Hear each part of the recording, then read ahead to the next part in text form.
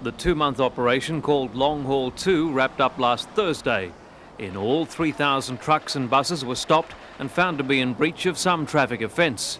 623 were booked for speeding, some as high as 140 kilometres an hour. 1,166 were charged with traffic breaches and served infringement notices. 272 were detected with logbook offences and 233 were driving defect vehicles. 2 drivers were booked for alcohol and 3 for drug offences. Police used camouflaged cars during the operation and were assisted by other government departments, including the Roads and Traffic Authority. Further operations of this kind are planned for next year.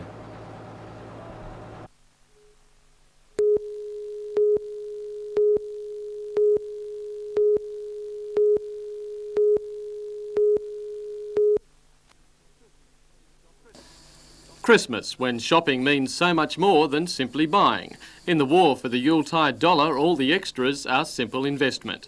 But it's been a difficult year for retailers, and even Christmas hasn't been the lifesaver of past years. The consensus is that shopping started later, and although the rush is now on, there's even some doubt it'll continue through the week. Despite that, centre managers have bitten the bullet with aggressive trading hours. The mall will be open till 6 all week and till 11 on Thursday night. In the mall this week, we're expecting great things. I mean, there's plenty of people around and the day's not even half over, so we're expecting a really big lead up to Christmas here in the mall. Garden City has taken an even more optimistic stand. It's open till 9 every night and midnight on Thursday.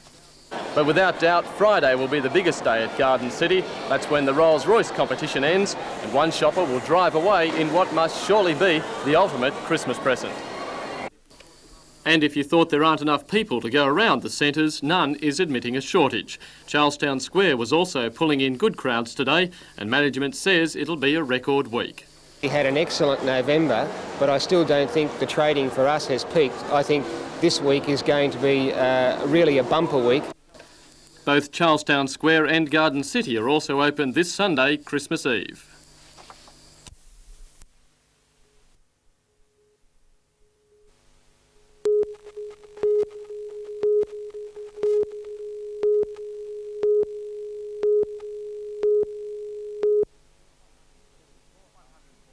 "174 Knights supporters, officials and sponsors filed into the club rooms at the ISC last night for the annual general meeting. Early in the meeting, 4 amendments were put forward, the most important removing stipulation that the Knights chairman, deputy chairman and financial director be delegates from the Newcastle Rugby League. The amendment would also reduce the number of league directors, eliminating the NRL's numbers advantage in tight votes. Knights Assistant General Manager Graham Hards and Marketing Manager Lee Morn spoke in favour of the changes. However, they were defeated by a mere 10 votes. It was then feared the two may have placed their jobs with the Knights in jeopardy for speaking up. However, Chairman Max Fox today said it was not time for bloodletting. I suppose they could be condemned by the board and disciplined or leading to changes of staff, but I don't think it would go that far. Mr Fox was quick to point out that while there may be no immediate staff cuts, he will be forming a razor gang. The harsh realities are that we will not for many years in the future be able to do any further improvements to the football ground. We also have to trim our other expenses and at the same time increase our income.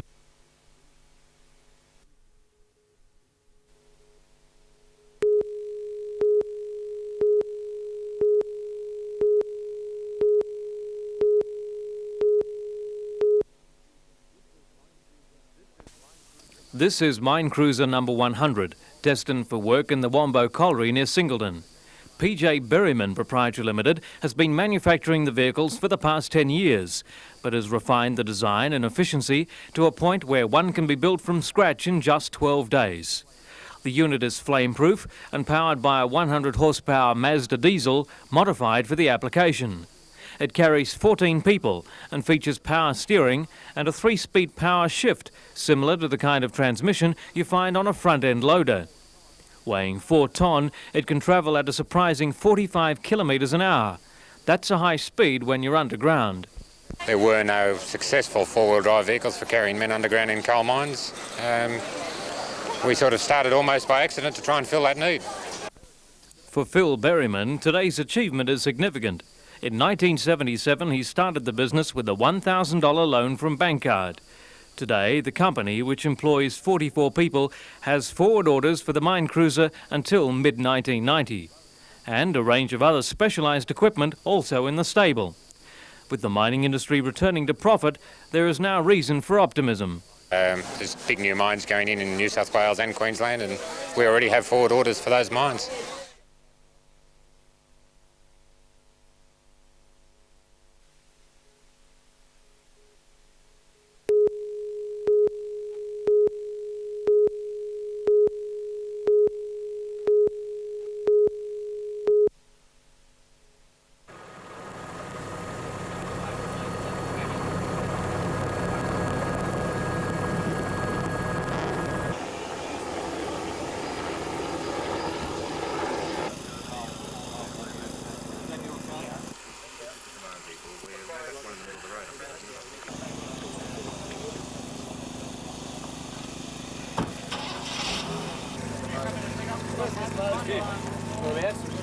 Just on the right.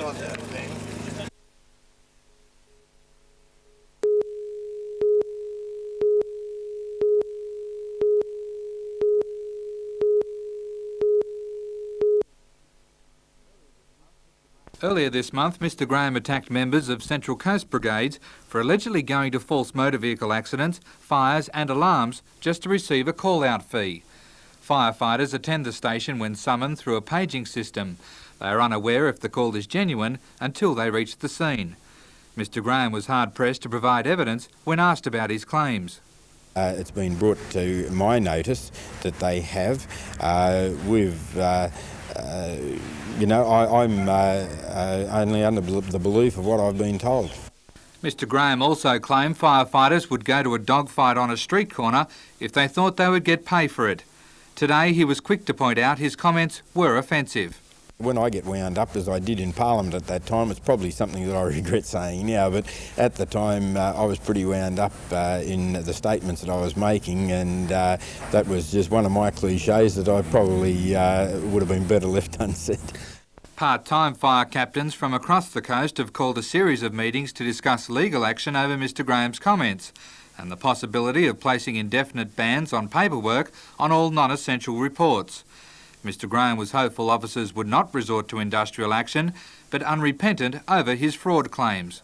Well, I apologise for the statement that I made about the dogfight, but I don't think there's anything else I can apologise for, because I think that there is the problem between the empire builders, if you want to put it that way, in our volunteer organisations, and if we can break down those barriers, I think we're all going to benefit in the long run.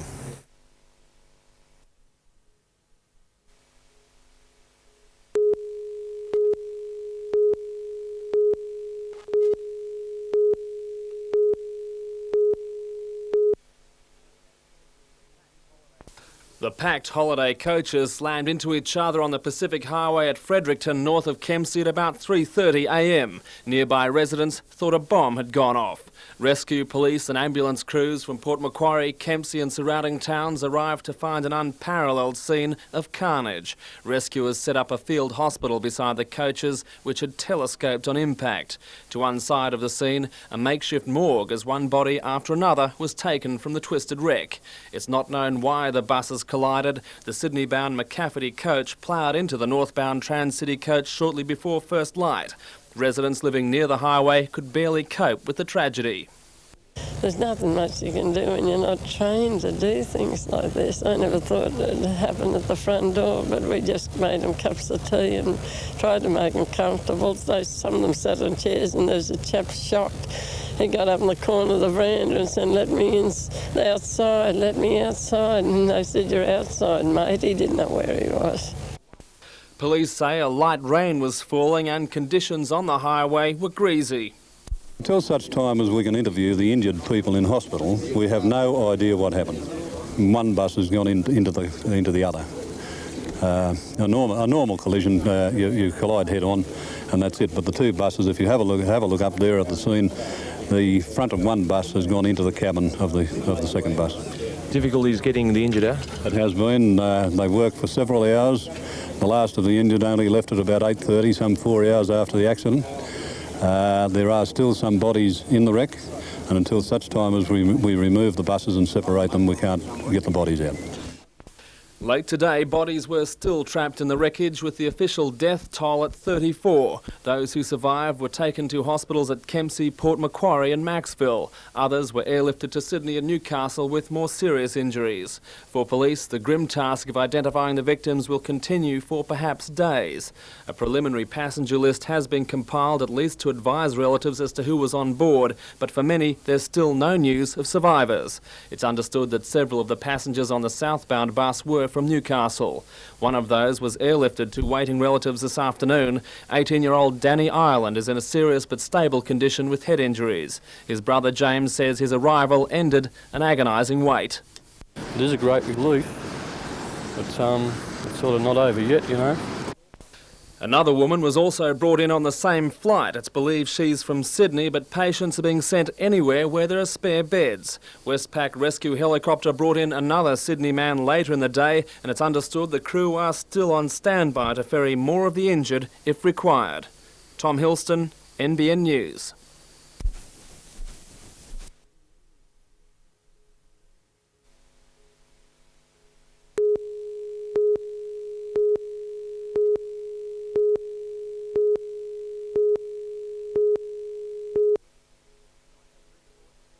Dye has been aboard the former Queenslander in his 3 Sydney appearances, which have resulted in 2 wins and an unlucky second. Newcastle galloper Gallery Star will appreciate the long stretches at Randwick and must be considered, while Swain is racing in top form and has claims. For the daily double at Randwick tomorrow, Gary Harley suggests Costa del Sol in the first leg and Anybody Home in the second leg. Turning our attention to the Melbourne meeting at Moonee Valley, and Twining coupled with London Road should give you the daily double, while for the trifecta, 1, 7 and 2, Twining to beat Intent Gaze and Thelma Josephine. In Newcastle this weekend it is greyhound racing at Beaumont Park, and Gary feels that Nation Lou and Helena will win their respective races of the daily double, while Nations Lou, Day's Word and Like a Revenge should provide you with the Beaumont Park trifecta. Trotting is again at the new International Paceway tomorrow night in Newcastle, and for the daily double, Shaky Jake and Swift Wind, and for the Newcastle trifecta, 4, 5 and 6, Swift Wind to beat Gold Spring and Devilman. To all punters, trainers and jockeys and everyone in the racing industry, a very Merry Christmas from the big fella, Gary Harley.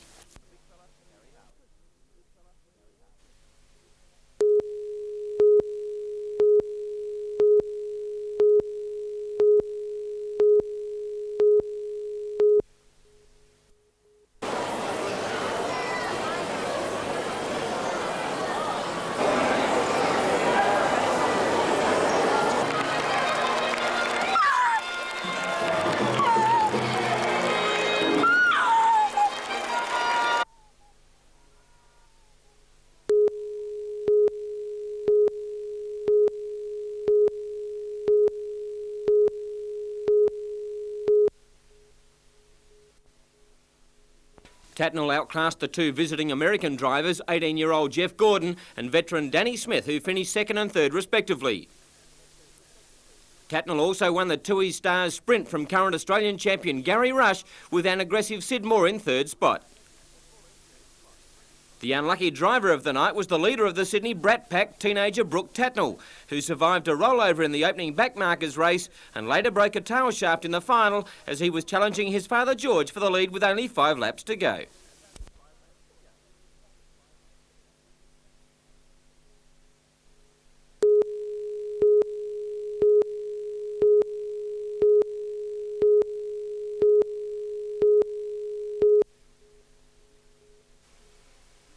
It will be a sad Christmas for Vanessa Saunders, with her 3-year-old son in intensive care with 2nd to 3rd degree burns. He was flown here last night by the Westpac helicopter after child's play turned to tragedy. Today, his mother told how the toddler poured petrol from a neighbour's motorised lawn trimmer into a stormwater drain. Unaware of the danger, the child ignited the fuel with a cigarette lighter. The consequent explosion left him with flash burns to a quarter of his body.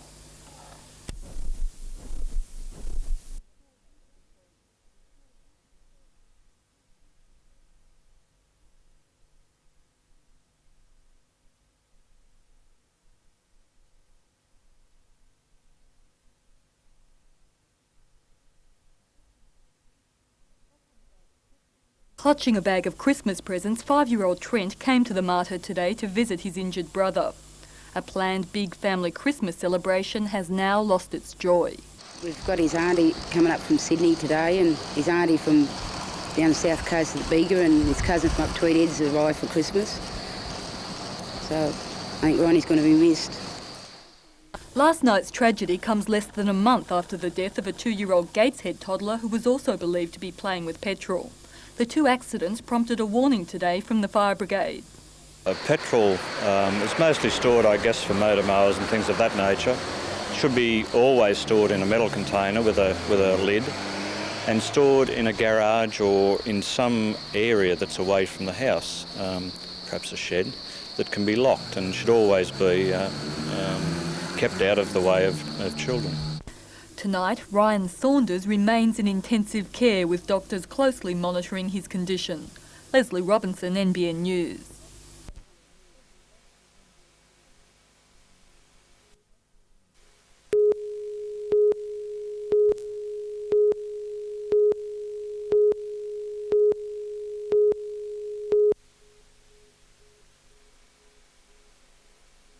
It takes a lot of fingers to tally Patrick and Edith Porter's grandchildren, great-grandchildren and great-great-grandchildren. The final estimate is 44. Many of those descendants joined in the celebrations at Blackwell's Park for the Porters' 70th wedding anniversary, a landmark few married couples reach.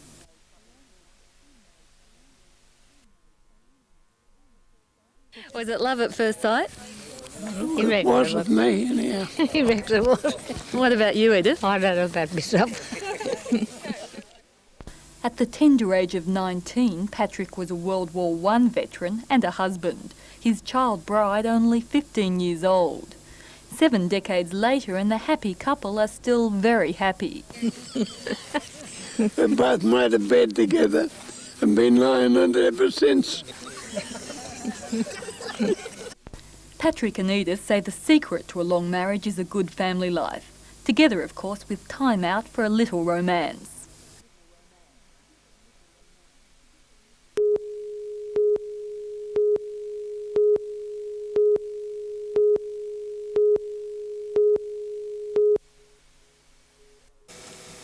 .105 UFM, rocking Christmas Day at 5 to 12. Beautiful day out there for all the folks who have to stay in at work and work really hard today. We've got a very special little Christmas song for you. This is also for all the cameramen who have to work really hard. It's all cold down on the beach. The wind's whipping down. It was a message that went out to hundreds of folk across the Hunter today for whom December 25th was just another day behind the microphone on the wards or at the computer. In Ward 400B at Royal Newcastle Hospital, Sisters Marie Schoen and Sally Lockhart were busy keeping many of the ward's long-term patients comfortable. However, the hospital executive reported the majority of patients were released for Christmas Day, among them 82-year-old Marjorie McGorry, who was released just for the dinner hour despite undergoing major surgery to both knees on Friday. Downstairs at the hospital's ambulance station, all staff were in high spirits and happily reported a quiet day with few needing their care. At the Newcastle police station, the small staff manning the desk also reported a relatively peaceful day. They were busy typing up bail forms in preparation for the working week. Work was never far from the minds of staff on duty at the Newcastle fire station, even though they took advantage of one of the quietest days of the year to sit back and relax, making good use of the station's water tank and hoses to create a poolside atmosphere. And while many families were sitting around the traditional dinner table to tuck into their turkey or making the most of the beautiful weather in picturesque King Edward Park, others spent their Christmas lunch hour in a number of Newcastle eateries which opened their doors today. At the Alcron restaurant, kitchen staff were flat-strapped cooking up the traditional fare for more than 120 guests. And for the media too, Christmas does not necessarily mean a holiday. At the New FM radio studios, DJ Phil O'Neill and journalist Roger White were busy keeping the airwaves alive, while at NBN a small but dedicated team was keeping us on air, gathering news for our special Christmas Day bulletin. But despite missing out on the celebrations with family and friends, they still displayed plenty of Christmas spirit.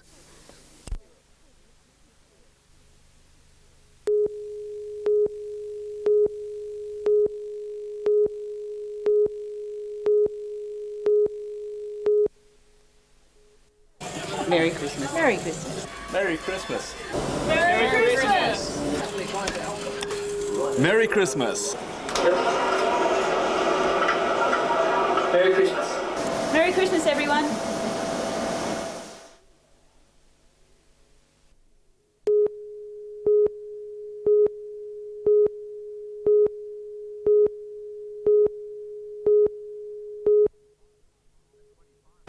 A 25+ knot northwesterly howled in across the lake, whipping up half-metre wind swells for the start of the competition, the CIG Beverage Systems Invitation Race. The hope of victory for one crew ended abruptly when Sydney-owned Perpetual Motion sank on the way to the starting line after a plank smashed through the deck. However, the crew are confident they can repair the damage overnight in time for racing tomorrow. Of the 50 boats that did start, nearly all capsized at one time over the triangular 9-kilometre course. Dean Williams from Belmont and his boat Paranoid managed to stay afloat and showed they will be a real chance to capture the Australian title. With wind conditions so strong, many crews took the option of abandoning the race midway through to stop any risk of gear failure or damage, waiting until tomorrow when the points count to show their true skill. The VJ class is a fiercely competitive form of racing, and with strong southerly winds expected tomorrow, Lake Macquarie should be an absolute spectacle with up to 75 boats powering around the circuit from Marks Point to Coal Point and back.